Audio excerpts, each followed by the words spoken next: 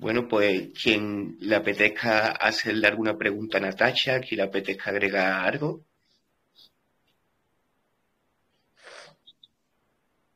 Sí, no, perdón. Estaba con... Mm, Natasha, tú sabes que cuando me contaste la leyenda de la runa me quedé flipando, ¿no? Y, y otra vez de nuevo te la vuelvo ahí y por repasarla un poco, así, a ver, por hablar un poco, por ejemplo, bueno, te voy a hacer una pregunta. Eh, la religión de los nórdicos, ¿hasta dónde se podría decir que en aquellas épocas los vikingos fueron vikingos? O sea, por ejemplo, ¿en la zona de Rusia había vikingos? Sí, claro, sí, claro, o sea, ellos empezaron a extenderse de partes, digamos, de lo que conocemos, bueno, en Islandia, donde se mantiene muy, muy arraigado a la tradición más antigua, Finlandia, o sea, todos esos países nórdicos, Noruega, Dinamarca, y luego pues se empieza a extender, digamos, a Inglaterra, incluso a Rusia, donde están los Rus, que así se le conocían, y eran también esta rama vikinga, o sea, ellos realmente anduvieron por todo el mundo, porque eran Fundaron grandes viajes. perdón, gracias, sí. O sea, Ese es el resumen, ¿no? El resumen es a dónde no llegaron los vikingos, a podríamos dónde decir, no, ¿eh?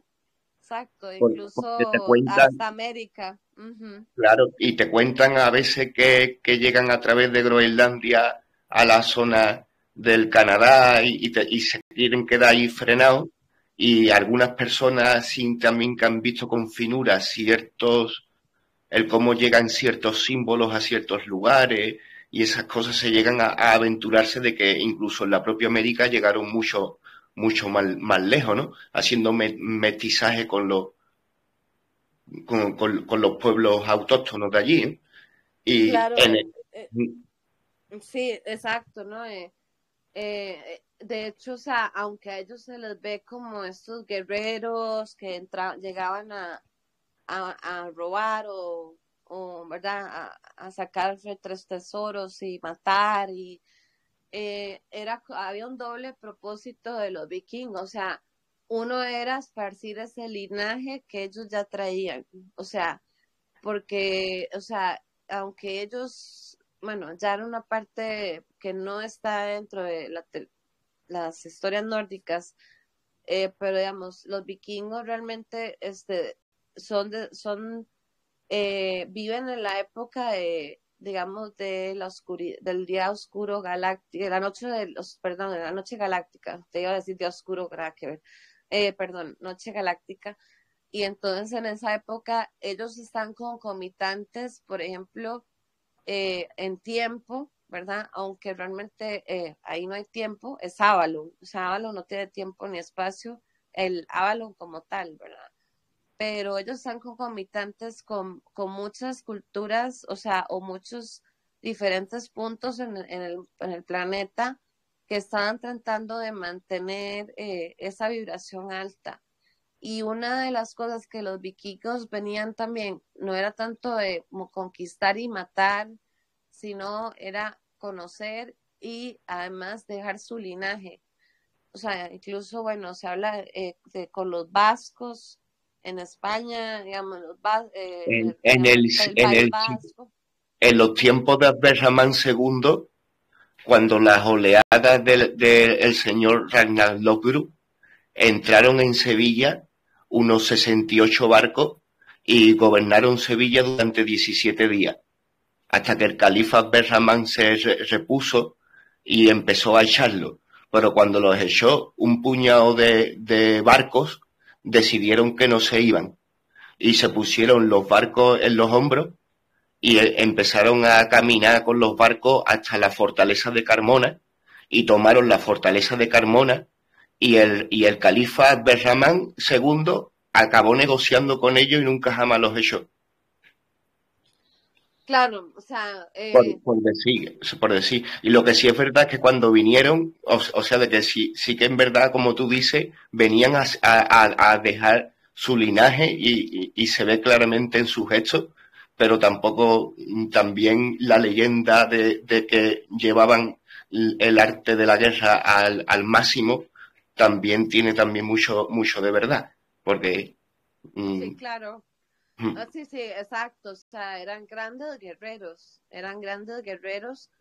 pero también, o sea, no era que solo llegaban a saquear ciudades y eso es lo que hacían, eran grandes comerciantes y además eran grandes viajeros, o sea, y además esparcieron su linaje por muchos lugares, o sea, incluso el año pasado, que fue en América, en Terranova, o sea, se descubrió un asentamiento de no sé cuántas personas, pero era un asentamiento totalmente típico vikingo.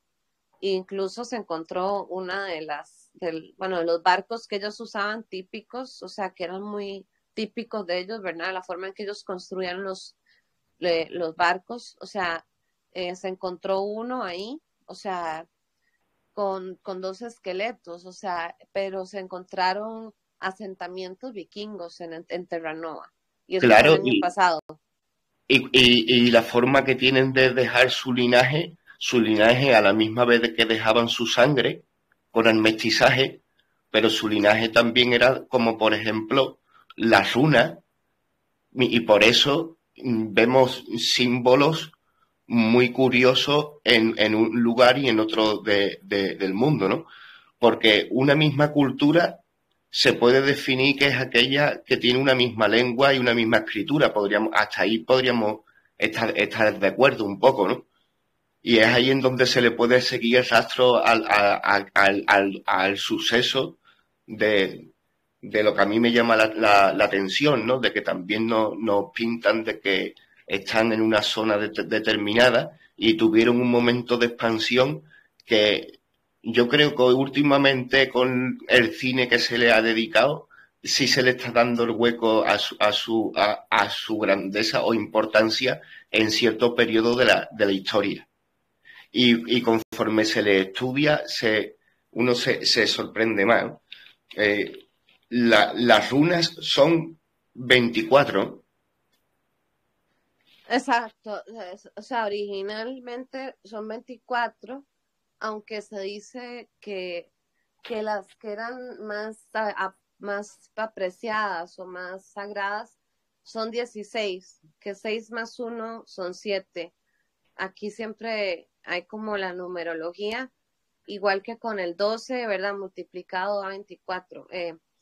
Entonces, digamos, para esos tiempos el 7 era, digamos, porque a nivel frecuencial, digamos, dimensional, la Tierra se hacía que solo podía llegar a 7 y lo vemos mucho eh, con los 7 días de la semana, bueno, incluso dentro de los 7 de la semana, el miércoles, porque en el germánico antiguo, digamos, el idioma, a Odín se le llama, ahorita no me acuerdo, Woken o Woden, no me acuerdo bien, pero entonces de ahí viene el Wednesday en inglés, viene Y, por y, Odín. y el jueves El jueves no sé, por lo no menos puede con ser puede ser por Thor y el viernes Friday por Freya. puede ser, exactamente, eso es lo que sé, porque sí, porque en inglés sería Thursday, o sea, es como Thor y después, o sea, y sabemos que en el inglés viene de rama germánica, y sí, pero digamos, incluso ese número 7 las 16 runas más sagradas y 24 las originales en total. Ya después, con la mezcla que hubo, digamos, o sea, la influencia, digamos, que hubo, pues ahora se habla de 34, pero realmente las originales son 24, las que obtuvo, digamos, Odín. y dentro de esas 16 que son las más sagradas o más potentes, digamos. 24 runas usadas en la magia talismánica. Se pintaban o se marcaban en los barcos, en los escudos, en los cuchillos, en las hachas, en las espadas, en los cascos, en los caballos, en los carros, en las ventanas, en las puertas, en los palos. Y te daba a entender de que la gente pudiera saber escribirla porque no tiene demasiada dificultad y que supiera tal vez leerla, ¿no? Entonces, a la misma vez, magia talismánica. Se usaba como protección. Se usaba como protección, mucho, digamos, también como para, para agraciar a los dioses, y igual se usaba para la adivinación, o sea, para ver, o sea, al tirar las runas, o sea, que se podía leer, eh, Y se digamos, usaban una, para la sanación. se usaban para buscar la sanación, sí, también se podía usar, se usaban también para eso. Tenían muchos significados, pero digamos, lo más bonito de las runas, digamos, es que incluso también para los barcos, el hecho de que son talladas en madera y se les llama duelas a las runas, por el grosor con que se hacen y la forma como circular, ¿verdad? Más o menos circular, en que se hacen las runas en la madera, y además la conexión de los vikingos con los árboles.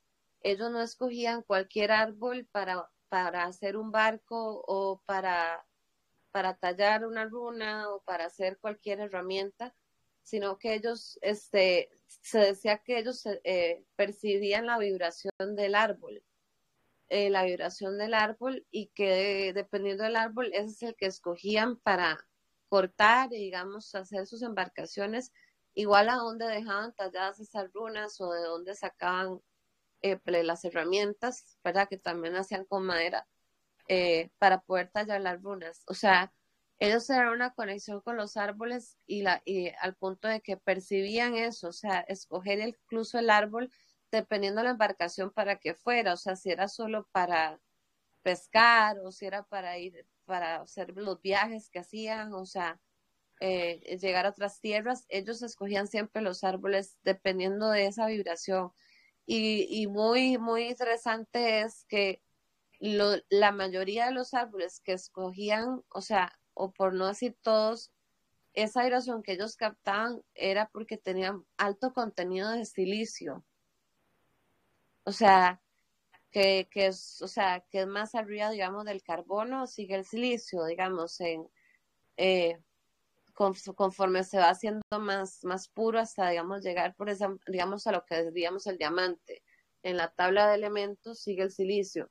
Entonces, eran maderas con mucho silicio, y se dice que por eso, a pesar de que esos barcos eh, tenían sus pros y sus contras, o sea, el pro era que podían entrar a ríos, o sea, si había entradas por ríos a las tierras que querían llegar.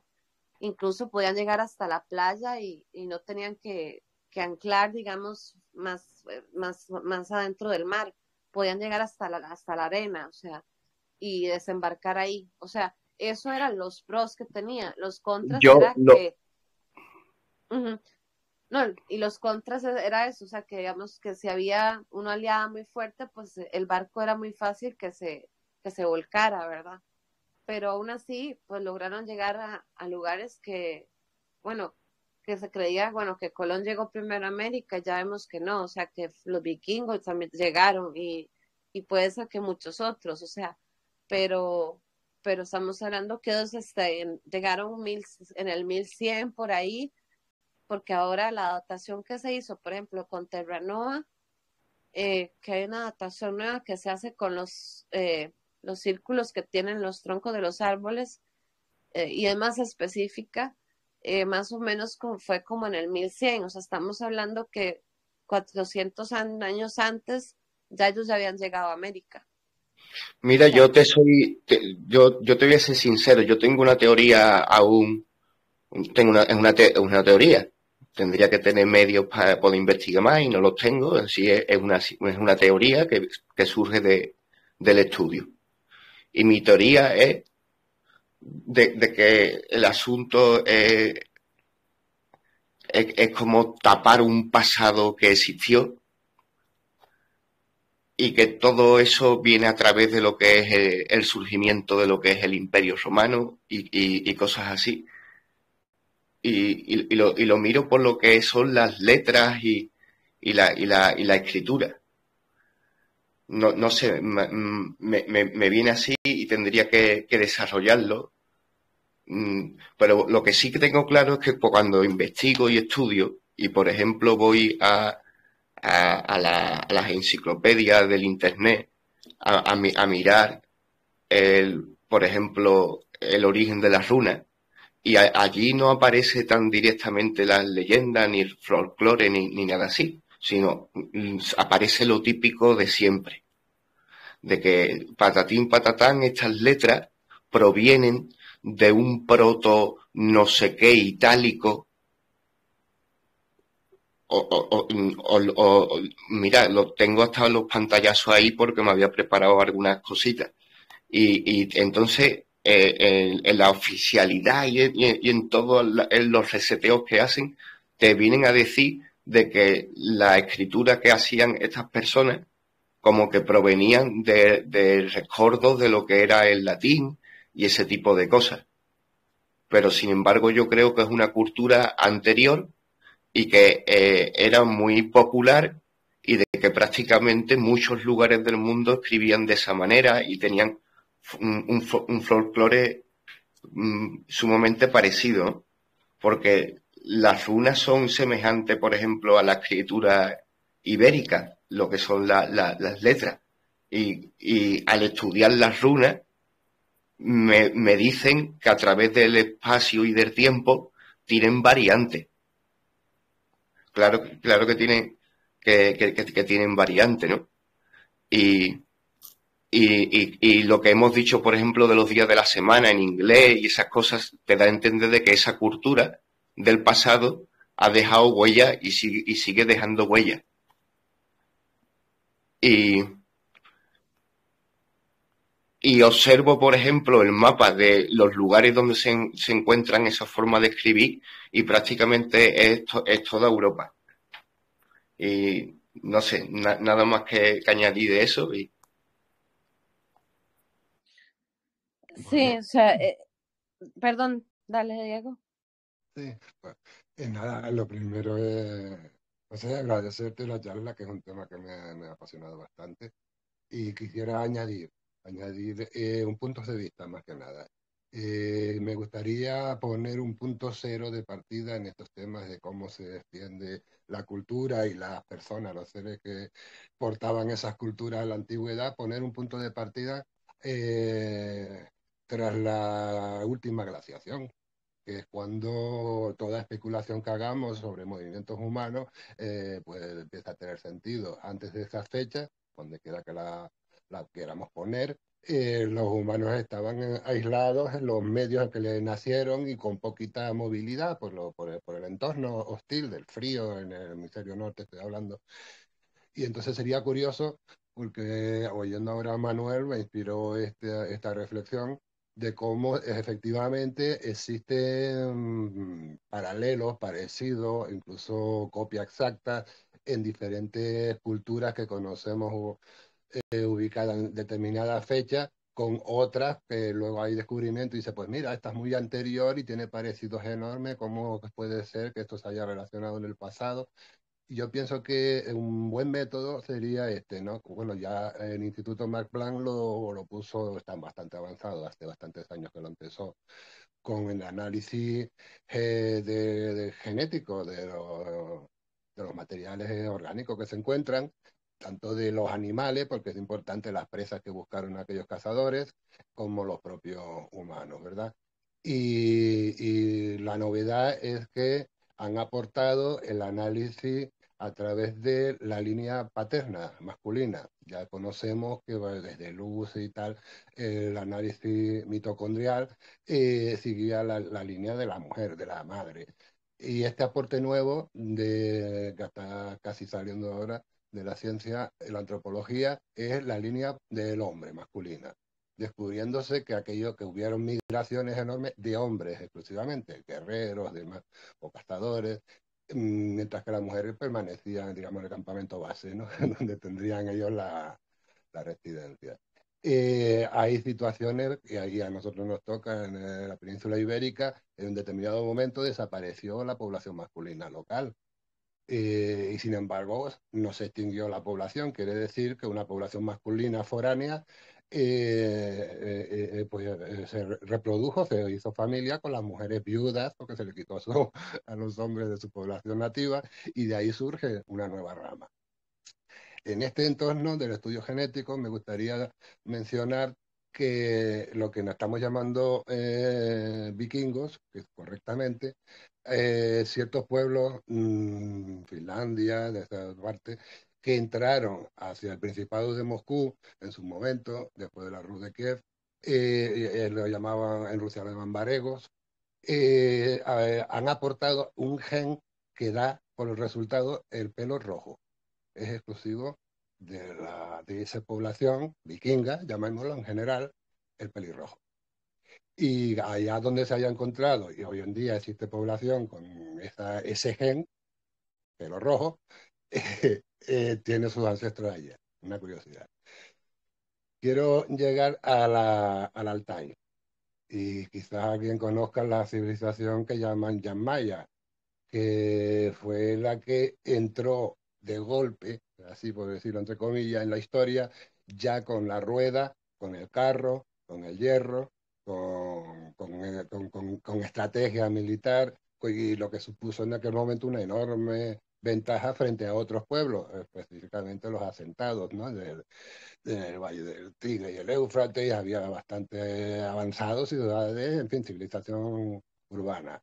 En Mohenjo-Daro, ya en la zona de lo que hoy sería Tailandia, o Angkor, habían enclaves urbanos con todo lo que conlleva de escritura, hasta de números, Y esta oleada de pueblos sobre el Pamir, más o menos una cordillera que está entre pues lo que sería hoy Afganistán, eh, parte de la Rusia, sí, la zona del Baikal, por ahí estaría. O sea, y es lo que hasta el siglo XIX y ya en el XX se prohibió la palabra, pero para ubicarlo serían los arios. Bien, arios. Arios ya no son vikingos, no son, pero sí se encontraron y se juntaron. Y a partir de ahí ya podíamos hablar de los etruscos, de los íberos y su evolución hacia Roma o hacia la cultura helenística, que ya lo tenemos fácil, ¿no? Está bastante documentado. Mencionar que esos Yamnayas del Altai, por el clima, la tierra estaba congelada y no se hacían tumbas.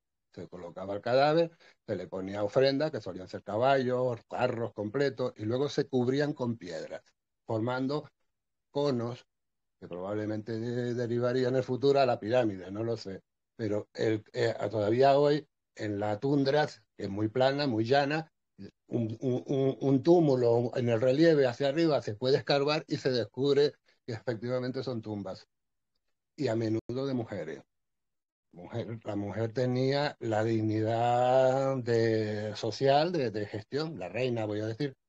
Y son características que me gustaría, creo que tiene interés para proyectarla en una investigación o en una disertación, ponerla en común. Y a partir, sí, la cultura varega en la zona bueno, que confluyó con los eslavos, en la zona de Rusia actual, y los vikingos que se interesaron más por el occidente y efectivamente llegaron a Terranova. Esos dos grupos. Y lo voy a dejar porque si no me extiendo mucho. Ahí lo dejo, como material de curioso que pudiéramos desarrollar más adelante.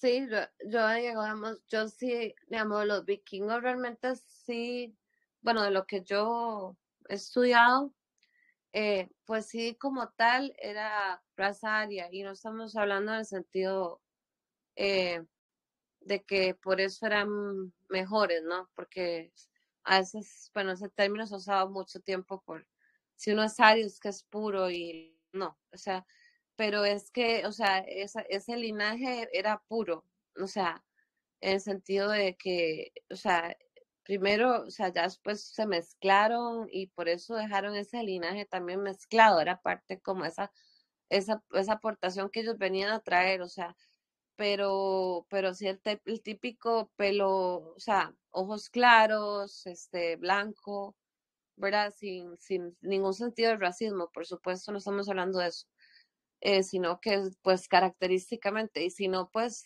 y rubio, bueno, pelirrojo, o sea, ese pelirrojo que se viene, que bueno, que sí es cierto que viene mucho de la raza vikinga, también, o sea, y por eso, de hecho, bueno, en muchas partes de Europa, bueno, ves donde más se ve pelirrojos, pero también vemos que por todo lado hay pelirrojos, ¿verdad?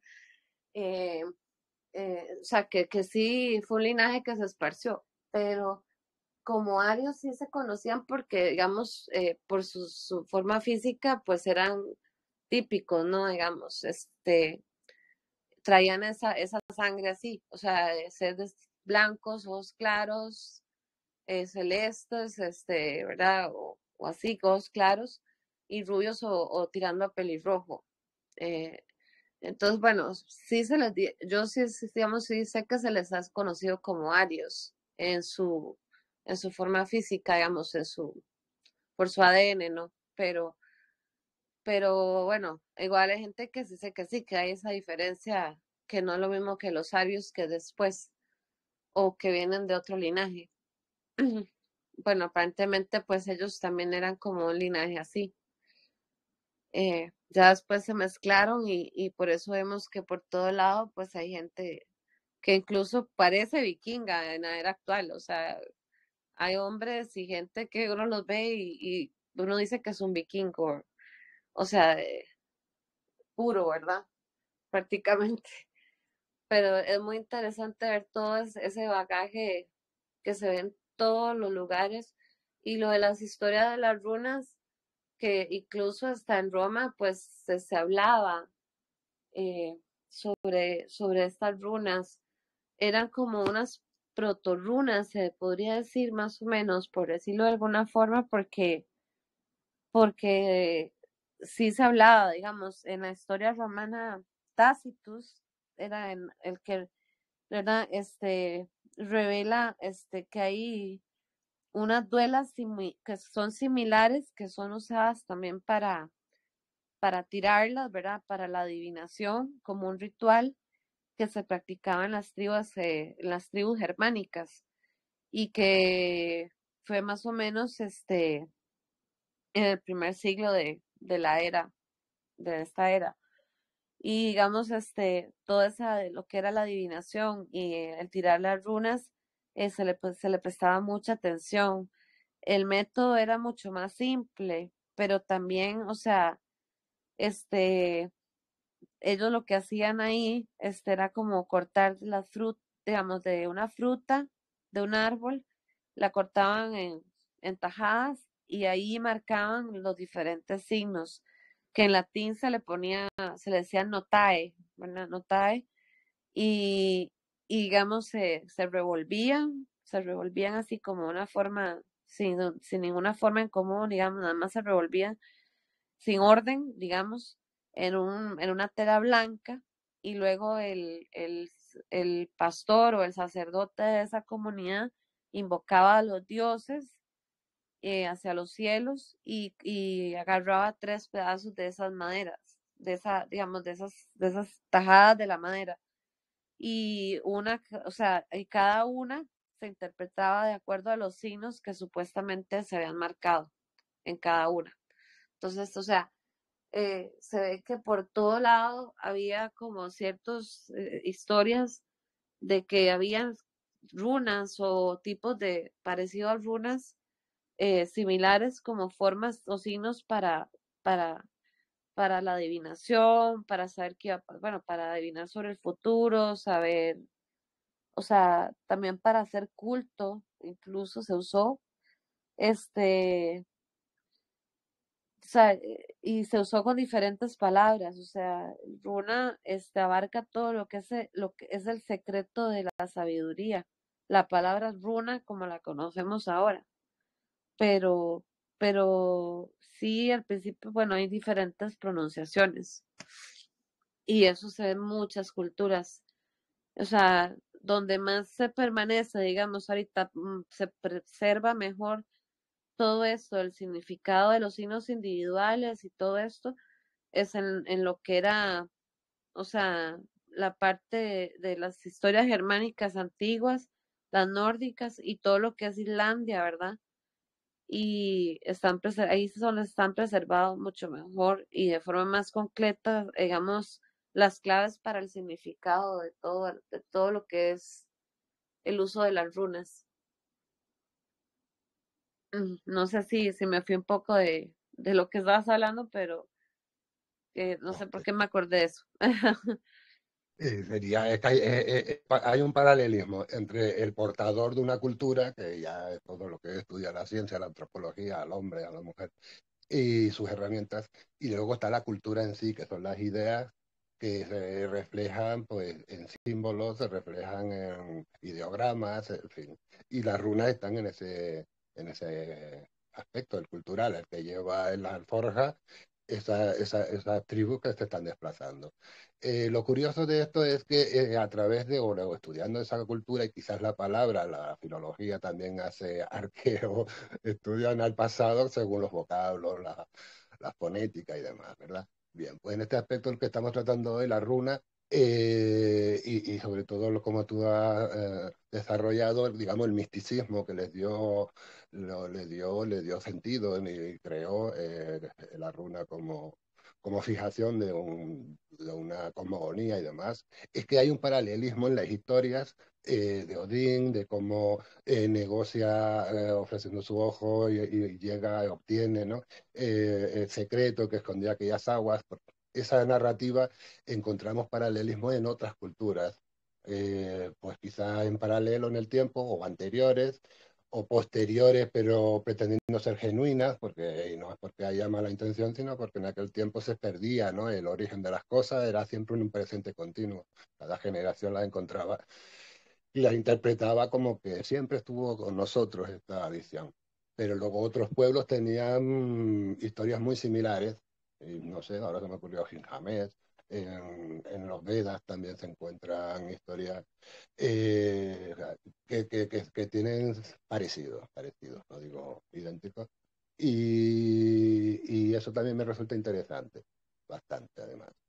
Porque en un momento determinado, ya más próximo en la historia, mm, hasta nuestros tiempos, se llegan a construir interpretaciones que compiten, como que, o no sé si pretendido de antemano o como consecuencia,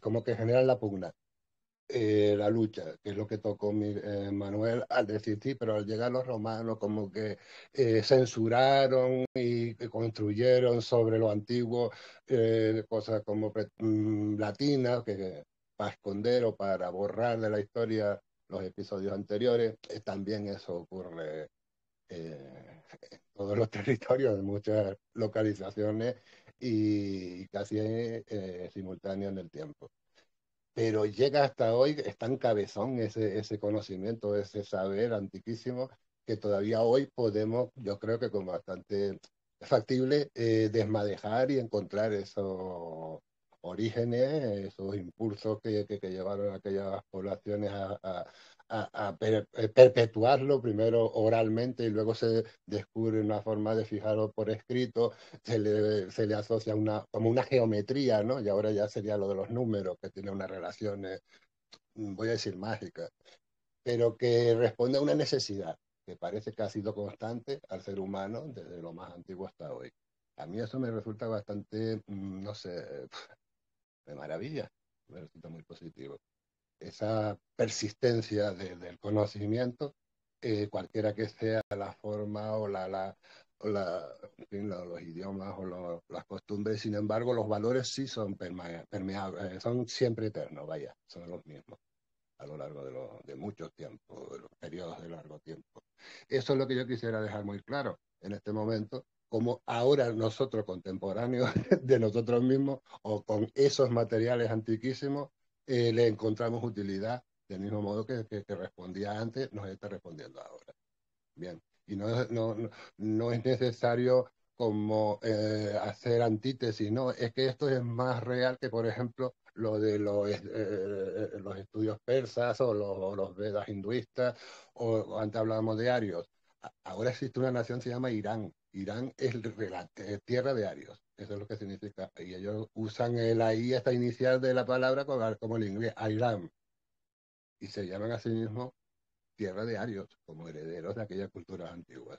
Y eso es o como decir Yamnaya, que antes hablé de ese pueblo de la taiga, de las estepas rusas y siberianas, que dejando constancia en sus construcciones que duran más que la vida de una persona, vaya, para que hubiera un legado para el futuro. Hoy nosotros hemos llegado a esos legados y podemos hilvanarlos y podemos extraer lo que aquella gente quería fijar para el futuro, que somos nosotros ahora. Eso, por un lado, el material genético, lo que sería antropológico, lo que sería la biología, como soporte de la cultura, que es intangible, que es volátil, que no... Lo que nos estamos tratando hoy en esta charla sería esa parte intangible, la cultura, reflejada en estos grafos que están en una piedra escritos, están en un palo, y que son las runas. ¿Para qué lo usaron? Pues para fijar su experiencia, lo que ellos conocían en su momento. Ya, lo demás es una incógnita. Bien, lo dejo.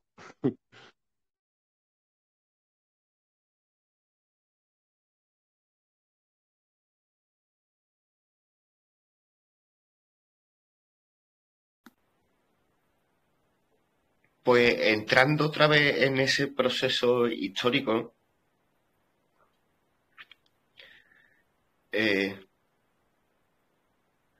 parece como si,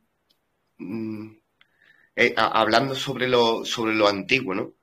Parece como que de buenas a primeras, ¿no? No, la cosa no será así como a mí me viene, ¿no?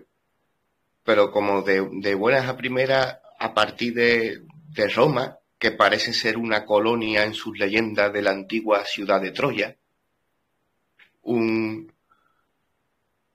una ciudad como muy parecida a la cultura griega, de buenas a primeras como que empieza a expansionarse, y conforme se va creando el imperio, va fraccionando mucho a las personas, ¿no? Estos eran íberos, estos eran celtíberos, estos eran celtas, estos eran galos, estos eran germanos. Oye, a los hermanos, ahí ya intentaba avanzar el imperio y avanzaba en realidad poquito, ¿no? Y lo curioso es que cuando intentan tapar lo antiguo, parece como que a la misma vez la cultura no se deja. Y a la hora de tapar la siguiente versión es como sumamente parecida, ¿no? Y eso yo hoy repasando un poquito para venir a la charla más o menos estudiado, ¿no? Me quedo flipado viendo, por ejemplo, de que existen runas especiales y vi que una de ellas era como el anacarana del símbolo hindú. Y todo ese tipo de conexiones dan mucho que pensar, ¿no? Y lo curioso es de que, ojo, lo que luego he visto yo de que se ha empequeñecido a lo largo de la historia es cómo le acaban dando la vuelta a la tortilla. Porque el Imperio Romano no vea cómo conquistó Europa, el Mediterráneo, pero que luego acaba siendo conquistado. Y cuando acaba siendo conquistado, como habían fraccionado tanto ellos las nomenclaturas de la gente, como que no nos enteramos bien de quién fue quien conquistó eso, ¿no? Porque a mi entender fueron esa cultura a la que los romanos intentaban expansionarse hacia ellos y atosigarla, esa misma cultura la acaba dando la vuelta a la tortilla, a mi entender. Y todo ha sido de mirar hoy 4 cosas, y en las 4 cosas, y en la misma charla de hoy, en la leyenda, se ven montones y montones de conexiones, ¿no? Con lo que es la cultura mágica en sí, ¿no? Desde que tienen como esta cultura nórdica, como otras, como todas, a sus letras tienen un valor mágico y desde ahí parte su conocimiento. Y me han llamado la atención muchas cositas del paralelismo, ¿no? El que en su cosmogonía exista ese árbol que está conectando los 9 mundos con sus raíces y que ese árbol sea el árbol del conocimiento, ¿no? Por ejemplo, ¿no? Y también miroteando por ahí las leyendas, por lo visto el árbol da unas manzanas a la que los dioses tienen acceso, que les da la vida eterna, en una de las leyendas, ¿no? Y esto es muy largo y la verdad es que es un tema que está muy bonita esta mitología, la verdad. Las nornas me han recordado muchísimo del tirón, recuerda lo que en la cultura romana eran las palcas, en lo que en la cultura griega eran las morias, que eran las tejedoras que iban cortando los hilos, a esa recuerda del tirón. Pero las leyendas nórdicas explica también cómo era cada una de las 3 nornas y cómo una se identifica con la luna creciente, una con la luna llena y otra con la luna menguante, como la del pasado es una anciana, es una joven, la del presente, y es una niña leyendo un libro del futuro. Te explica así y recuerda totalmente a la diosa que también es matrona de la magia, la diosa Hécate. Vuelve hasta ahí la aparición de la diosa triple, ¿no? Y el sacrificio de Odín en algunas leyendas es verdad que sale boca abajo, pero en otras leyendas yo no sé si hasta termina como en una posición parecida a la crucifixión. Y aparece la resurrección, un mundo bajo. Bueno, me han llamado mucho, ¿no? La atención, ¿no? Hasta lo curioso de que, por ejemplo, el dios Horus también es un dios tuerto, igual que Odín, que no tiene... Exacto. Sí, y eso te da a entender, yo qué sé, de que las culturas han estado súper conectadísimas y se queda uno simplemente sorprendido, ¿no?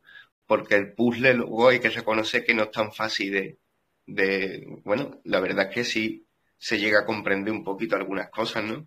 Y nada, me quedo con eso, de que es una mitología preciosa. El Ragnarok con el Armagedón, hay muchos paralelismos. Sí, eso, igual con lo del árbol. Bueno, yo les mandé una foto que está en inglés, porque así tenía yo esa, que es la representación de los 9 mundos, se la mandé al chat, pero ahí se describe, digamos, más o menos cómo era el mapa para poder colocarlo en ese árbol. O sea, ese diagrama que se hace ahí de los 9 mundos, pero es muy similar al árbol de la vida que está asociado en la Cábala, que también tiene las 9 esferas. O sea, y ahorita no me acuerdo, en Babilonia también existía el árbol que tenía las 9 lanzas. O sea, entonces también, o sea, se ve que son culturas completamente diferentes, incluso si lo vemos en el tiempo, son tal vez de diferentes tiempos y tienen esas representaciones muy similares, ¿verdad? Sí, Llama mucho la atención. Y las tribus de allí también le daban el valor mágico a las letras. El tarot está asociado a cada una de las letras del alfabeto hebreo. Y tiene mucho para, vamos, No, veo que Sí, a Odín en el tarot es el colgado, o sea, el que totalmente. vemos, ajá, también es el héroe. Por eso ahí dentro lo que dije, que cómo se conoce a Odín, también como el colgado, porque como él se colgó, entonces en el tarot esa carta es como, se dice que es una representación también de Odín. Pero hay muchísimas cosas que se exactamente, y eso me acordaste, o sea, lo de Horus y que también no tiene un ojo, ¿verdad? O sea, pero tiene todo el conocimiento. O sea, es que, ¿verdad? Es como el mismo sacrificio que se repite, ¿verdad? Entonces le pidió el gigante que guardaba el pozo, le pidió el sacrificio del ojo. Se lo arrancó y lo lanzó. Y en esos momentos, con ese sacrificio empezó a ver las cosas clara, ¿eh? Pero aún así, seguía sin estar contento. Quería más y quería saberlo más. Tenía más sed de sabiduría, de conocimiento, ¿no? Porque parecía como que no era capaz de ver el futuro, ¿no? Así más o menos era la leyenda, ¿no? Ahora Es que que vamos, el pozo, exactamente, el pozo era el conocimiento del todo. O sea, ya, pero o sea, era que donde estaba el conocimiento de todo. Y él quería tener eso. Entonces, bueno, él mismo se saca el ojo.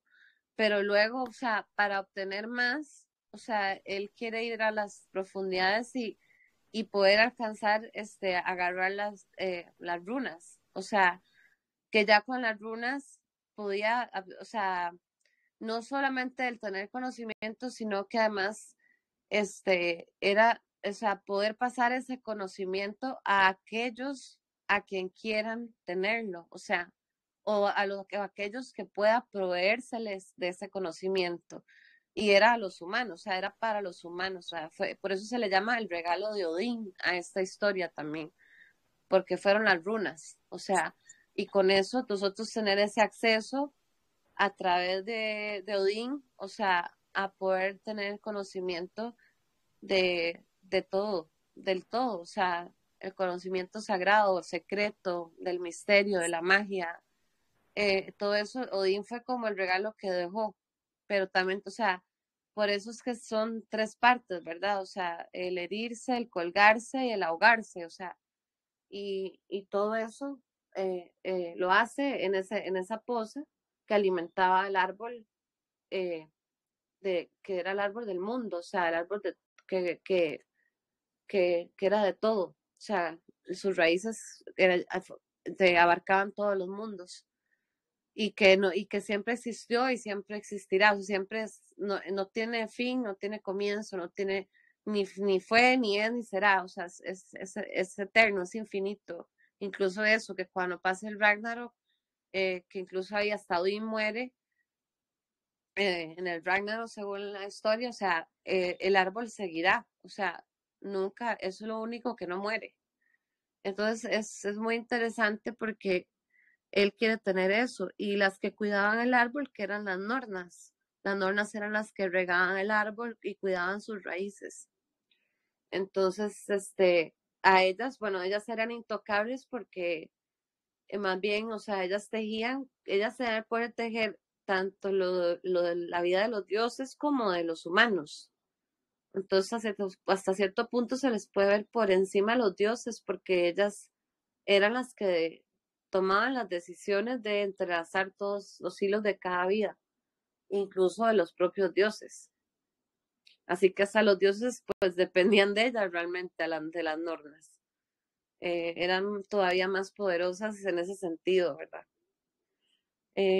Y eso igual que se ve en otras culturas, ¿verdad? Siempre las tres, o sea, esas tres mujeres del pasado, el presente y el futuro. Aquí también igual. O sea, eso se ha visto en varias culturas. Igual vos lo mencionaste, Manuel, ahora. Pero son con muchas conexiones y muchas conexiones. O sea, igual el idioma que se habla, bueno, que se dice que se usa para las runas, que yo creo que Manuel, vos lo habías dicho, ahora al Sí, principio. pero dame un momento porque me di cuenta de que las mitologías es como, por ejemplo, hoy día los estudiosos de la Biblia, ¿no? Que se ponen a estudiar al héroe Jesús y se puede llegar a unas profundidades increíbles y se puede sentir una pasión formidable. Y yo me imagino en aquella época escuchar cómo las nornas tejían el destino, tanto de dioses como de hombres, porque de verdad eran sabias, ¿no? Y me imagino los místicos de la época poniéndole la lupa a esas leyendas, ¿no? A esta mitología que hoy estamos tocando, ¿no? El cómo enseñaban que esos hilos y ese tejer era como eran los universos y cómo eran las propias raíces del árbol del conocimiento, ¿no?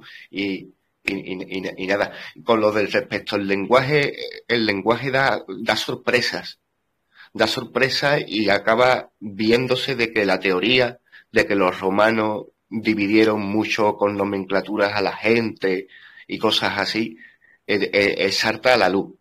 Porque, por ejemplo, miroteando cosas del lenguaje, por ejemplo, me topé con estas joyas. Hay una famosa piedra llamada la piedra, fíjate tú, atiendes a la palabra, la piedra se llama rock, y la piedra se llama rock, la piedra de rock, porque rock en nórdico antiguo significa roca, ¿vale? Hasta ahí llegamos, ¿no? Y resulta de que esta piedra es la piedra que tiene la inscripción rúnica tallada en piedra más larga del mundo. Y está en Suecia. Oh, es increíble. Es increíble. ¿Por qué es increíble? Porque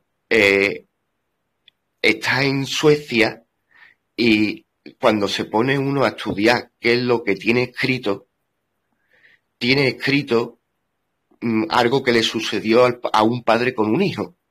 Y el padre sabría el idioma bien y empezó a escribir aquella piedra. Y empieza a contar de cómo que su hijo, a ver,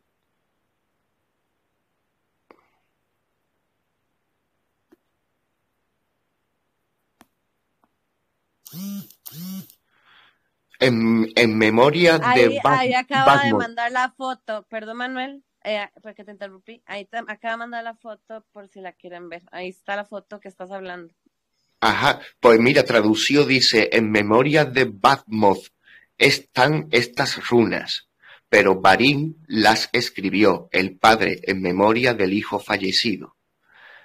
Yo digo, para recordar esto, cuáles 2 botines, como 12 veces, fueron tomados como botín de guerra, ambos de una sola vez, de un hombre en hombre. Bueno, y sigue porque es la más larga. Pero en un momento dado dice, entonces reinó Teodorico el Valeroso. Y eso es importante. Es importante porque eso sitúa cuándo se escribe esto. Y lo escribe un padre llorándole a su hijo, porque eran guerreros los dos, ¿vale? Y está en Suecia y es la estela rúnica más grande que hay en piedra. Bueno, pues Teodorico resulta de que era un ostrogodo. Y es que la tribu de los godos se dividieron en visigodos, que fueron los reyes de España cuando cayó el Imperio Romano, ¿vale? Gobernaron la península ibérica y el sur de Francia, los visigodos, que significaban los godos del west, el oeste. Y los ostros es el este, los godos del oeste tomaron Italia. Pero no solo tomaron Italia, sino que este Teodorico, el grande, o como se le llame al Teodorico este, conquistó Roma.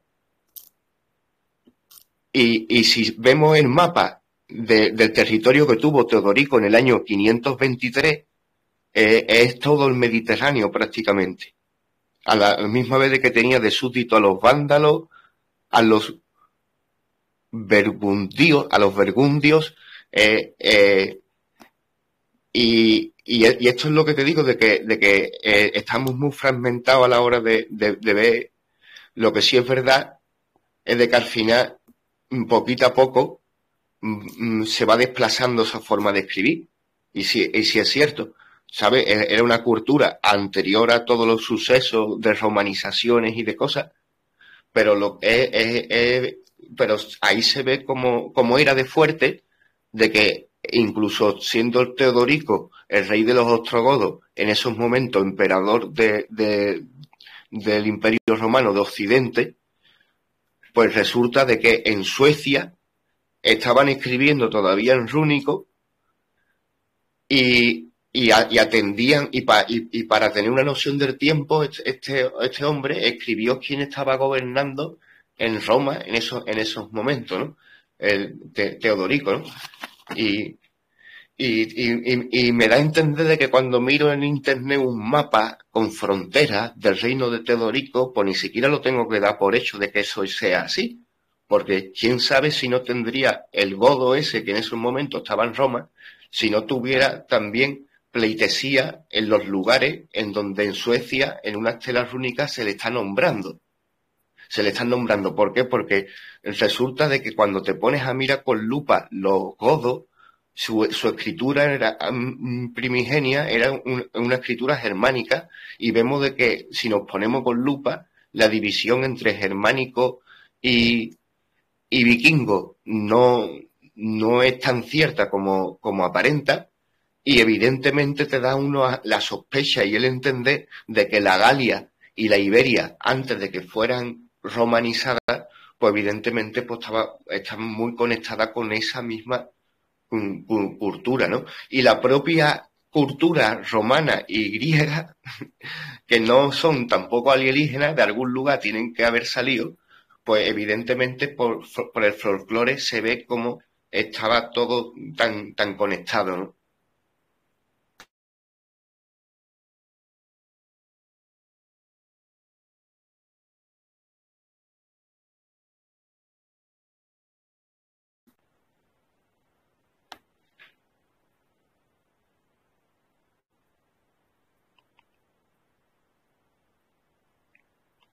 Buenas. Sí, aquí estamos todos. Yo estaba pensando, me quedé como pensando en todo esto y... A mí me gustaría introducir algo, un pensamiento. Mira, eh, voy a usar como fondo la astronomía, las estrellas. Sabemos que las estrellas son de primera generación, de segunda generación y sucesivas. En una estrella de primera generación solo existe materia en estado gaseoso, básicamente hidrógeno. Cuando esta materia de hidrógeno se condensa de una nube súper masiva, muy gigante, esa materia genera un peso descomunal en el centro de y por eso se quema.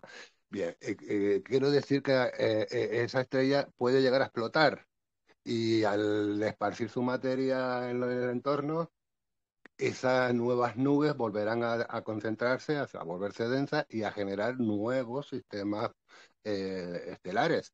Esa sería de segunda generación. Ahí ya aparecen elementos pesados, ¿vale? La que cae dentro de la estrella se funde, pero en su entorno se enfría y ahí salen los planetas. Y ahí puede haber materiales pues ya de tipo sílice, metales de oro o de hierro y demás. Y el proceso continúa. También por la gravedad, esas estrellas de segunda generación también pueden llegar a colapsar, a explotar, implosionar, y se lleva por delante todos aquellos planetas que existían en aquel momento, y todo eso sería material para repetirse el proceso en una tercera generación. Vale, no voy a ser más pesado. Pues mira, las organizaciones humanas son entidades orgánicas. Bien, las entidades humanas, entre otras cosas muy aburridas, generan cultura. ¿Qué es cultura? La necesidad de que las generaciones venideras se beneficien de los descubrimientos, logros o inventos o estrategias que funcionaron a sus precedentes. Es una manera, una necesidad de supervivencia de la cultura. Bien, ¿qué quiero llegar a decirte? Yo quiero llegar al día de hoy, porque yo estoy hoy. A mí me afecta ahora. Con todas esas culturas precedentes, yo y todos mis coetáneos somos herederos de esto que acabo de describir, en no sé qué generación, porque yo no se sabe cuál es la cultura de primera generación. Bien, ¿por qué digo esto? Pues porque hasta donde llega nuestro conocimiento, por lo menos el mío, y las fuentes que yo consulto, buscando esa... Bueno, ¿y cuál fue la cultura de primera generación? Es la que siempre se alude a Dios, a la creación, al Dios de cualquier nombre y de cualquier credo, que se le atribuye por un acto, no sé, de bondad inmensa que crea la primera generación. Vale, me parece estupendo como símbolo y como alegoría. Sin embargo, no sabemos qué características o qué instrumento o qué manejó esa primera generación, de la cual surgieron todas las demás, que podemos mencionar unas cuantas, hasta el día de hoy. Vale. Pero sí se puede afirmar que pertenecemos al mismo organismo, organización, orgánico. Eso tiene todo en común el gen. Bien. Y luego lo usamos tantísimo ese vocablo, esa raíz, que por lo menos en griego significa parentesco. Vamos a ver, no me sale la palabra. Alude a la familia, a la herencia familiar, el gen. Y se le otorga un valor especial porque nos une a todos, nos da a aquel núcleo, ¿no?, original. Le da una personalidad, somos la familia. Correcto. Pues ese nexo afectivo, de lealtad o de supervivencia, al fin y al cabo, que demostró eficiencia y por eso perdura hasta hoy. Otros mecanismos defensivos pues, eran circunstanciales y en algún momento no funcionó y se extinguió. Si perdura hasta hoy es porque es eficiente. Entonces, si nosotros nos imaginamos en todas estas culturas precedentes, evitando, porque hay impulsos que nos llevan, nos inducen a buscar rivalidad, el derbi, ¿vale? Enfrentarnos anulando a otras, pues no, sumándolas. Es cuando descubre, o parece, o para mí me da la sensación de descubrir que existe una línea que yo no conozco, obviamente, pero que existe como una especie de hilo de Ariadna que nos une al origen. ¿Qué quiero? Que las diferencias vienen por la movilidad de las personas en aquellos tiempos, supongo que por las necesidades estacionales o por la que sea, o porque fueron vencidos y expulsados de un territorio y colonizaron otros, se llevaron consigo su lenguaje, se llevaron consigo su mitología, se llevaron consigo sus herramientas físicas y las otras, las intangibles, las que les ayuda a cohesionarse, les ayuda a respetarse en una jerarquía, porque esa jerarquía es deficiente en el enfrentamiento con los oponentes, con el medio natural, con las fieras, en fin. Y oye, que sí, que por ahí es posible, o yo veo lógico, ver que sí, el tiempo, tú sabes que va alterando los vocablos, va alterando los valores, va alterando idiomas, allá aparecen idiomas diferentes, pero el origen es el mismo. Y los conceptos son los mismos. La manera de denominar a los conceptos varía, ¿cierto? Yo estoy en Inglaterra, en Londres, y tendré que decir, pues no sé, Sunbridge, please. Estoy en España, en la calle, le digo a alguien, oye, me da un pan, por favor. Estoy en Rusia, Glieva. Y si es, comprende, en todos lados el lenguaje es distinto, la manera pero el hambre es el mismo en todos los casos. De acuerdo. Si lo pongo en la mística, pues los nombres de Dios varían tantísimo. Es absurdo que un grupo que tiene un nombre determinado se enfrente con el del vecino porque aquel tiene otro nombre diferente según su lengua. Ah, pero es que ahí aparece la oligarquía, la élite que dice mi población se va a enfrentar con tu población y el Dios tuyo es mi demonio y viceversa. Ahí inventaron el borrado. Pero la clase popular no lo perdió nunca. Se lo cayó, lo llevó en secreto y ha llegado hasta hoy. La runa probablemente tenga un alfabeto limitado que era suficiente para el mundo de la economía y las relaciones sociales de aquel pueblo en aquella época. Le bastaba. Hoy en día ya no podría ser no sé, una tesis doctoral sobre un tema complejo, no sirve ese alfabeto. Por eso evolucionó. Pero no, es como los anillos del árbol. El árbol no abandona sus núcleos, sus anillos originales. Se van sumando porque suma en eficiencia y en garantías de supervivencia. pero algo original sigue estando ahí en su núcleo, cuando era un palito fino. Pues igual con la cultura. Son concéntricas y se van conteniendo de la periferia, contiene a todas las anteriores. Con esta lógica, que podría ser una falacia a lo mejor, pero a mí me sirve, hasta experimento una sensación de privilegio, la época que me tocó existir, vivir, estoy aquí, y también una responsabilidad, asumir todo ese bagaje anterior, sumándolo, metiéndolo en mi mochila y esperar qué sucede. Y vale, sí que suceden cosas, suceden cosas. La más llamativa, que me alejo de lo que yo llamo la cultura industrial, por ejemplo, o industrializada. Sí, porque esa responde a intereses distintos a lo que justificó en el pasado la existencia de aquellos valores o de crónicas, sin maneras de orquestar, de organizar una estructura de poder, vale. Pero en la actualidad nos han polarizado que, por ejemplo, Odín. Odín obtiene su objetivo a través de una ofrenda. Eso es común, es universal. En todas las culturas se obtiene el rito de paso a través de una ofrenda. Tú ofertas algo o se te pide, lo das y obtienes lo que buscas. A nivel espiritual estoy hablando. Bueno, el óvulo creo que se llamaba, el paso hacia el más allá cuando los muertos, ¿no? En la cultura griega, pues tenía que llevar una moneda de plata. Pero es un símbolo de ofrenda, no de sumisión.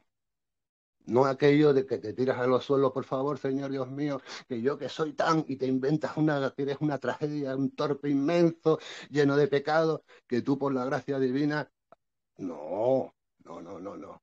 Tú ofreces. Y en la calidad de tu ofrenda recibes a cambio esa otra cosa. Lo que sea porque yo no lo sé, que se pedía en un momento determinado de la historia, un culto determinado que podemos hacer, que pedía el oráculo de Delfos. Pues, no lo sé, lo puedo intuir, pero no lo sé. En la actualidad se nos pide darle la espalda a todo esto a cambio de una vida monótona, de repetir 8 horas trabajando todos los días en favor de un empresario y al final te queda el sábado y el domingo para ti, para lo que tú quieras, que va a ser gastar el dinero que te dio el empresario. Es bastante como que, no sé, es poco, ¿no? ¿Qué ofrezco? ¿Qué puedo ofrecer para tener una alternativa? La pista viene en este tipo de crónicas antiguas que aquí estamos tratando, ¿no? O ya hemos tratado varias. Sí, tienes que aquella gente iba a la guerra, pero los varegos, los vikingos, su razón de ser era encontrar recursos porque en su aldea apenas sí podía pescar, pero no todo el año, el invierno se congela, los fiordos escandinavos se congelan. Y entonces cuando la mujer se quedaba en casa criando a los hijos y a los mayores con el pescado que se ahumó, se ensaló, en fin, estaba en conserva, pero los hombres salían a buscar recursos.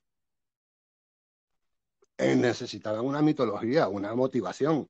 Con ellos iba un señor que no era luchador porque ya era mayor y llevaba en su bolsita 24 piedras. Tenía tanto prestigio que él sacaba sus runas y decidía si era oportuno o no iniciar una ofensiva, una empresa a por botín, la verdad, es lo que hacían. Pero ese era el atributo que se le reconocía vamos a decir, al sacerdote, por decir algo, porque no era una figura militar, sino el que te ponía en comunicación con la voluntad de más arriba. Bien, ¿dónde vemos la ofrenda en ese acto? Que se asumía caer en la batalla. Se ofrecía todo. El individuo salía después de ese encuentro, o lo que le dijera su líder espiritual o su líder religioso, o en fin, el chamán, llámalo como tiene muchísimos nombres, pero el significado es el mismo, porque aquellos hombres iban a jugarse su destino, la vida o una herida chunga o quedaba inválido, y lo asumía y lo hacía y cumplía por el convencimiento de argumento intangible. Cuesta creerlo, pero lo hacían. Hoy ya no. Pues creo que es una buena vía recuperar este componente. Si para ellos les valió, a nosotros también hoy. Porque ahí es donde Manuel aparece con su observación muy oportuna. Sí, pero en algún momento sucedió que le dieron la vuelta a todo esto, nos echaron arena a los ojos, nos convencieron de que aquello era gente primitiva, que lo que ellos nos ofrecían era mejor. No, lo que aprecio ahora mismo es el tema de, de que sí que es una mitología que difundía mucho los valores del valor y del coraje y del sacrificio. Y muchas veces también, cuando se estudia un poquito su cultura, se ve que de verdad había un respeto así en lo que era la familia, la comunidad. Y, la verdad que es una cultura apasionante, ¿no? Y el tema ese de que también existían mundos inferiores y una posibilidad de cielo, ¿no? En su mitología se ve que los guerreros valerosos eran elegidos en los campos de batalla por las valquirias y se los llevaban al Valhalla, que era un salón en el reino de los cielos de Asgard, ¿no? Y del infierno o de los mundos inferiores, como no te hablan mucho, ¿no? Y otra vez, pues ahí se ve un poco, por ejemplo, la compañera Jocelyn dijo de que para ellos el infierno no era como tenemos hoy día la visión actual, sino que era como un mundo de la nada, dice, de la nadeidad o una cosa así, ¿no? Eso dijo. Eso dijo. Y se ve ahí como esa purga que tiene. Dijo que también que era el mundo de los cadáveres. De los cadáveres, claro, el cuerpo físico tras la muerte, ¿no? Pues se debe de pudrir, ¿no? Y lo que haya de valeroso en la persona, pues debe de subir, ¿no? Y algo así, ¿no? Y nada, Y que estaba esa nada, esa nadidad, no es el nihilismo actual. eh, Viene desde el siglo XVIII, XIX, se estuvo de moda y ya no se volvió más como cuerpo social, justificándose a sí mismo en lo orgánico. Nos convieron el coco con que todas estas cosas de las ideas y de lo intangible pues simplemente no existe y que lo que existe es el mecanismo cartesiano de causa y efecto. Y en las ideas, la filosofía se tendió por completo, que es lo que ha sido la escuela que venció hasta el día de hoy, el nihilismo. El nihilismo, nihil, creo que lo dicen en inglés, si lo buscas en origen, eso expresa nada, el vacío espiritual. Pues ese es el infierno del que describía, ¿no? Hombre, yo, si me pongo ahora ahí a mirarlo, sí se ve claro como que de verdad era una cultura que tenía muy claro el más allá, por así decirlo, ¿no? Lo que sí que estaría bonito de que esa actitud tan valiente le surgiera de esa fe tan profunda en el más allá, en origen, y que no fuese al revés, ¿no? Que no fuese como un mecanismo de control mental para llevar la guerra, ¿no? Yo creo que de verdad es una forma de vivir bonita, ¿no? Y a nuestros días, pues nada, tampoco quien no esté en plena batalla no tiene por qué comportarse tan guerrero, pero sí llevar la llama del coraje, ¿no? Y si hay quien llega a interpretar a veces la vida un poco como una lucha, como un reto, o desde luego la mitología y la cultura, la mitología y lo que han dejado, se ve claro que empujaron a estos hombres y a estas mujeres a ser personas muy aventureras, ¿no? Y, Fuerte. y fuerte, y el recuerdo que se queda de ellos y que, entre muchas cosas, es su valentía. Es como el vértigo de la entrega produce miedo. Es como cuando en la Biblia te dice, hágase en mí según tu palabra. Pues claro, la persona que se ofrece y es ofrenda tan de esa forma, por fe en este caso, obtiene una fuerza que de otro modo ni imaginas, pero tienes que dar ese paso. Y los antiguos, dando ese paso, descubrieron que era eficiente, que era útil, en aquel caso era colectivo y la vida individual pues como que no, como hoy en día. Pero que el fenómeno mágico, digamos, o oculto, o que nuestra razón ahora mismo no domina, es el del hay algo te hace ver que existe todo un sistema paralelo al cotidiano material y diario, el sensorial, en paralelo a ese, que no te fías de darle crédito. Y sin embargo, estos ejemplos que hemos puesto sugieren que en la antigüedad sí se fiaban algunos grupos y sí descubrían una eficiencia que le compensaba el, la entrega. A mí también me faltan palabras, la verdad, no sé cómo expresarlo. Y eso a mí me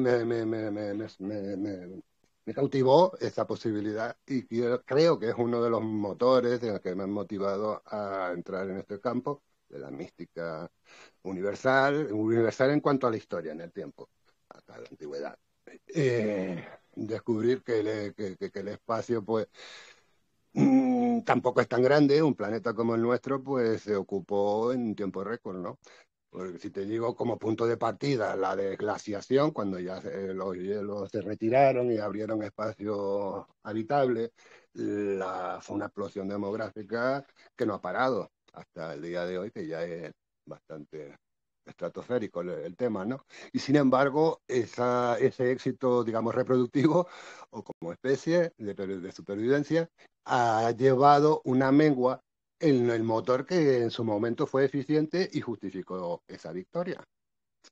Con una proporción inversa, mucha cantidad, ¿vale? Y entonces, en mi existencia actual, yo quiero sentir o descubrir o vivir, palpar mí mismo, pues que esa ecuación funciona, que efectivamente existe una eficiencia que te reporta un beneficio mmm, suficiente, voy a decir, esta dinámica que nos sugiere, nos sigue sugiriendo, pues mira, estos vestigios de culturas ancestrales.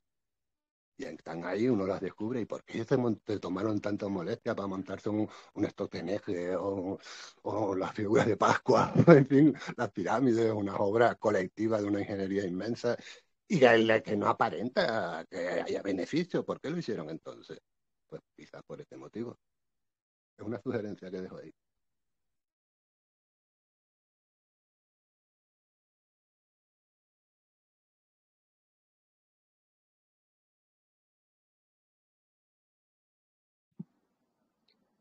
No, efectivamente, me está dando vuelta la cabeza porque hay tanta información y todo se mezcla. O sea, todas las entre culturas, entre lo que se nos ha escondido y todo, lo que es que hay un lanzamiento de todo, con historias similares, con cosas especiales, o sea, eh, con sus mitos o sus historias contadas, y todo eso como se va atando en un solo hilo, o sea, un solo hilo conductor, diría yo. Ahí estoy como con ese pensamiento, con todo, bueno, lo que ha hablado Manuel, lo que has hablado Diego, al final como hay esa conexión, entre todas estas culturas de una forma u otra. Uh, pero es impresionante.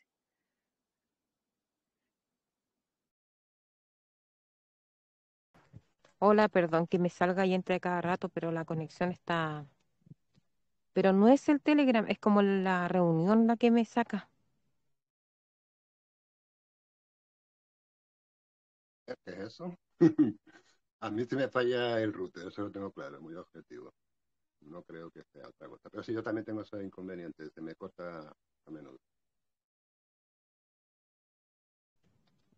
Yo quería aclarar una cosa sobre el árbol que se llama Yggdrasil. Es un fresno, el árbol que atraviesa los 9 mundos, por si a alguien le sirve la información. Y lo otro es que hay 3 tipos de nornas también, que una teje el futuro que ya pasó, una el aquí y ahora, y la otra teje el futuro de lo que debe pasar.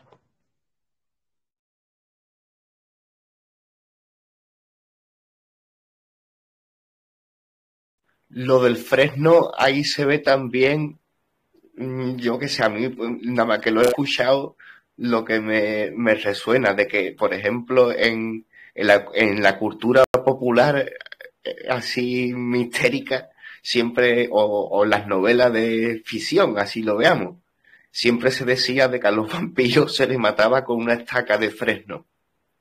¿Sabes? Se sabe de que era con una estaca, pero en escritos muy antiguos incluso te decían que la estaca tenía que ser de ese árbol, porque se considera un árbol, considerarían sagrados todos los fresnos del mundo, digo yo, sería como el símbolo de su tribu o algo así, ¿no? O uno de sus símbolos. Claro, el fresno es como lo ideal, es uno de los ideales para tallar runas. Se dice, también cuenta en un poco de como visión, cuenta que supuestamente los hombres no venimos de Adán y Eva, ni del barro, ni de todo ese otro tipo de mitologías que conocemos, sino que supuestamente venimos de un árbol. Las mujeres vienen del fresno y los hombres vienen del olmo, y que Odín les dio el aliento de vida para crear a la raza humana.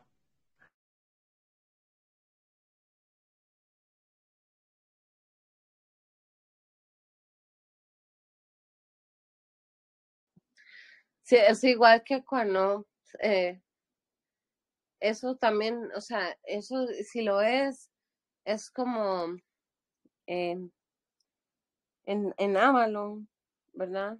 Eh, bueno, a donde supuestamente estaba Avalon, aunque en un plano superior, eh, están estos dos ríos, o sea, que representan el femenino y el masculino, que uno es como con altos contenidos de hierro y el otro no me acuerdo con qué, pero representan esa unión de femenino y masculino y están ahí, de ahí sale, bueno, son las nacientes de esas aguas, ahí en donde está en Glastonbury, y que representan esas dos partes, el femenino y el masculino también.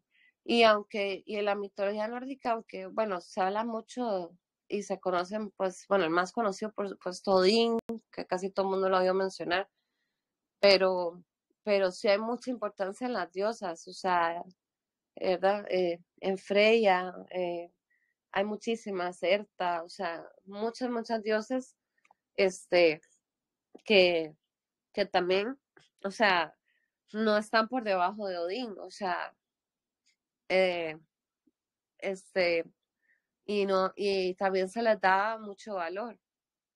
Digamos, Frey y Freya estaban en el mundo que era de la fertilidad. Entonces, por eso, digamos, a Freya se le pedía, bueno, a Freya, que eran el rey y la reina de este mundo, se les pedía, digamos, cuando querían tener hijos y esas cosas, eh, pues se les hacían ofrendas a ellos, ya sea a él o a ella, porque bueno, era el femenino masculino ahí, Frey y Freya. Eh, ellos eran los que se les pedía, digamos, por la fecundidad, por la fertilidad, eh, todo eso, pero, pero sí, igual con Odín, bueno, que creó el mundo, sí, ese soplo, a mí se me olvidó mencionarlo, es cierto que es de dos diferentes árboles, ¿no? Y la creación del mundo que es con Ymir, con este animal, que lo matan, lo sacrifican, y todas sus partes se utilizan para crear una parte del mundo, de lo que conocemos como la Tierra. O sea, con la sangre se crearon los océanos, los ríos, los mares, todo. Eh, con, con los huesos se crean las montañas, con los dientes son las rocas, con el cerebro las nubes y con el cráneo se crea la bóveda celeste. Y digamos, del reino de fuego se saca las estrellas, se agarran las chispas del fuego, del reino del fuego, y se hacen las chispas que son las constelaciones. Entonces, o sea, todas las partes de Ymir se usan, incluso de los gusanos, que se comen la carne de Ymir, nacen los enanos, que son los que forjan las armas de los dioses, las Claro, armas y de los también dioses. se dice Ajá, que los enanos también son como que cuidan los puntos cardinales ajá, están de la asociados. mitología. Sí, Sí, así están, como de repente hay ángeles que en otras mitologías cuidan los puntos cardinales del mundo, también lo hacen los enanos en este caso, pero ajá, que también no hay 4 puntos cardinales en la mitología, sino que hay 6. Los sí, clásicos 4 más arriba y abajo, el superior y el el inferior. inferior, ajá, exacto, exactamente. Sí, y bueno, y ellos son los que le forjaban esas almas a los dioses, o sea, eran muy especiales. Ellos tenían Sí, como los, esa, los enanos siempre tienen la, como que siempre uno lo asocia a la guerra, po, a los guerreros, que son so- grandes luchadores los enanos. no, y los que forjan a partir de metal o de la roca o sea, siempre han estado asociados Con como las si armas. fueran sí, con la creación de armas y los grandes mineros, ¿verdad? Porque entonces se ocupaban excavar y sacar los elementos para crear esas cosas en diferentes mitologías. Bueno, aquí no se menciona así, pero es muy interesante que, bueno, que Ymir, que muere para que se nazca lo que es la tierra, donde que conocemos nosotros, no se desperdicia nada, nada, o sea, todo, incluso, bueno, Claro. hasta los enanos nacen de esos gusanos También comiéndose eso. Ujú. de la mitología me recuerdo que decía que los enanos eran, por ejemplo, ellos no se podían reproducir entre ellos, sino que se creaba, por ejemplo, si se moría un enano, venía como la reina de los enanos o la princesa y formaba uno con las rocas, con piedras y rocas. Se le daba vida a otro enano. Sí, ellos no podían reproducirse, exacto. Ellos o sea, se creaba otro, no es como que era por reproducción como conocemos nosotros, digamos. Ujú. Eso es cierto, eso también es cierto. Y hay algo muy interesante porque también ellos son los que le hacen un arma a la diosa por excelencia, que ahorita se me fue, que es como un cinturón. Y ella para ¿No la poder diosa obtener, Hel? no, no era Hel,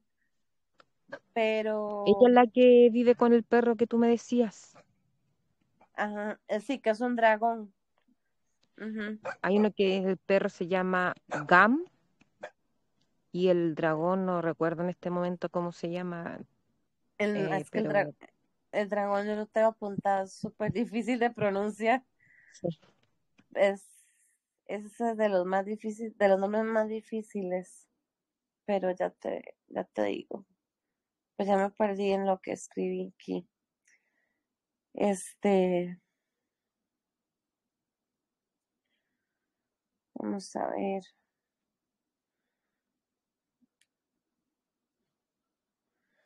Sí, ahorita no lo encuentro.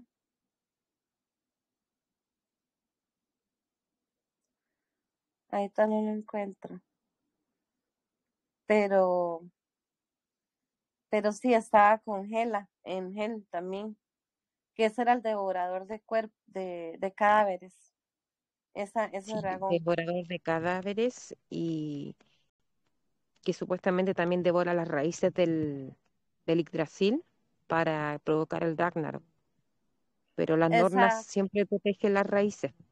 sí, Las nornas son exacto. espíritus femeninos. Sí, sí, entonces ellas son las que lo mantienen, lo riegan y curan sus raíces porque, exacto, ese dragón, el, o sea, corroía las raíces con su veneno, las iba destruyendo, pero las nornas lo volvían a nutrir siempre. Ujú. Entonces, ellas eran las que cuidaban también al Yggdrasil. Eso es muy importante. Pero ahorita se me fue el nombre de este dragón, lo tenía apuntado. Es que es nombre es rarísimo. Y lo de esta diosa que baja a donde viven los duendes, al mundo de los duendes, para que le den ese cinturón. Entonces realmente esa, está como, aunque, o sea, hay varias diosas, ella es como la que realmente como que obtiene igual potestad que digamos que Odín. Y de hecho Odín se enoja con ella porque ella lo que hace es que va y se acuesta con con los enanos a cambio de que le hagan ese cinturón. Y cuando ella vuelve o sea, a decir, o sea, donde está la casa de los dioses, de los altos dioses, ¿verdad? Odín se enoja con ella y esas disputas que había entre dioses, que eso también se habla mucho en la mitología que hay, es que, o sea, usaban el mundo como si fuera un tablero de ajedrez o de juego, ¿verdad? O sea, entonces la disputa se arregla poniendo a pelear en la tierra de los humanos, o sea, ni siquiera se pelean entre ellos, sino que para arreglarse o sea, dicen, bueno, hagamos esto y si pasa esto yo gano y si pasa esto yo, o sea, yo gano. Entonces ponían a los humanos como si fueran títeres. Eso es lo que cuenta esa historia. O sea, y así que jugaba muchas veces con los humanos de esa forma, según lo que cuentan la mitología. Nos usaban como si fuera su tablero de juegos y para hacer, digamos, para las disputas, los usaban como, en vez de pelearse entre ellos, hacían como apuestas con el futuro de los humanos, poniéndolos a pelear o ese tipo de cosas, y dependiendo qué pasaba, ganaba uno o el otro. Eso también,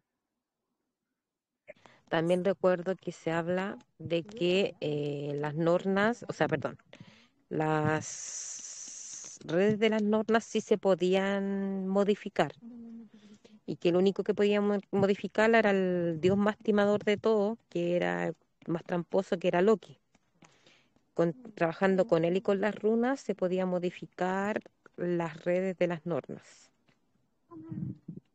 Porque con Loki nadie le tenía mala porque era como claro, era un timador, po. Era como el sí, que se... le gustaba hacer travesuras siempre.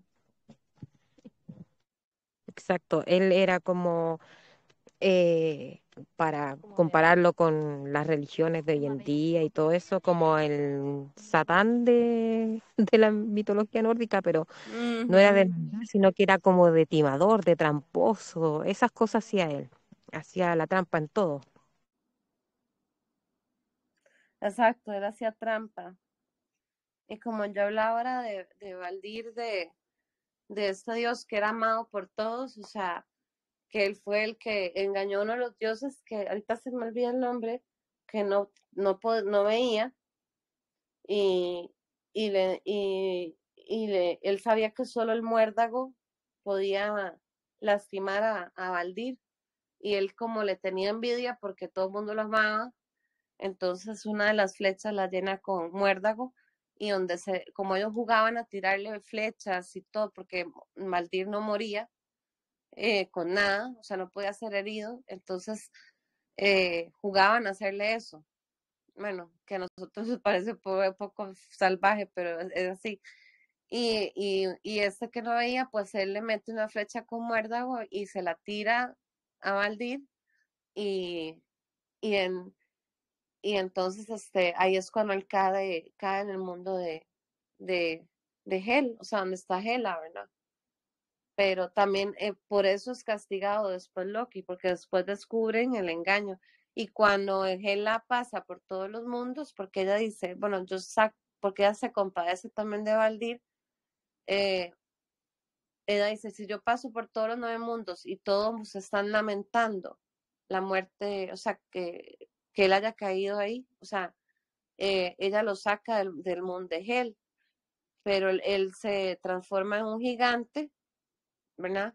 Que también tenía ese poder de transformarse en lo que él quisiera, en un gigante. Entonces, cuando ella pasa por los mundos, ve que este gigante no lo está lamentando, pero es Loki, y entonces no lo puede sacar, porque el trato era que todos tenían que llorarlo, y él no. Entonces, para del todo él lograr lo que él quería, o sea, que era deshacerse de Valdir. Entonces él queda en Hel para siempre. Y el único que sí podía también, que bueno, de hecho era con uno de los hijos de Loki, que era el caballo en el que andaba Odín, es un hijo de Loki, de los que salió mejorcitos, ¿verdad? Porque casi todos eran como medios, ¿verdad? Maldosos también, pero era este caballo de 8 patas. Entonces, él andaba con ese caballo, podía andar por todos los mundos. Odín podía ir a todos los mundos sin problema. Eso es lo que le permitía el caballo en el que él andaba, y que atravesaba todos los mundos. Eh, pero era lo hijo de Loki también. Este, pero sí. Freya, sí, Freya, yo creo que Freya es la que hace sí. Freya es la que hace posesión del tesoro que yo les estaba diciendo, el cinturón que se llama Brisingamen, ya que aquí encontré. Ella, o sea, con eso, o sea, ella quiere como cierta potestad. Entonces, lo que hace es que va al mundo eh, de los elfos oscuros, perdón, y donde están dormidos los cuatro enanos, que esa es Svartalfheim, y y a cambio, digamos, de la carne, o sea, estar con ella, que le hagan este metal. Y luego, como no ella asciende a los mundos superiores, ahí es cuando Odín se enoja con ella por haber hecho eso. Pero entonces lo que hacen es que ponen en disputa, y al final lo que hacen es decir, bueno, la pelea hacen que se haga entre los humanos, y si gana uno o el otro, se arreglan las cosas. O sea, al final siempre se contentaban entre ellos, pero ponían a pelear a los humanos. O hacerles algún truco o algo para ver qué pasaba. Así manejaban en sus peleas. Pero era Freya. Freya es la que tiene el cinturón.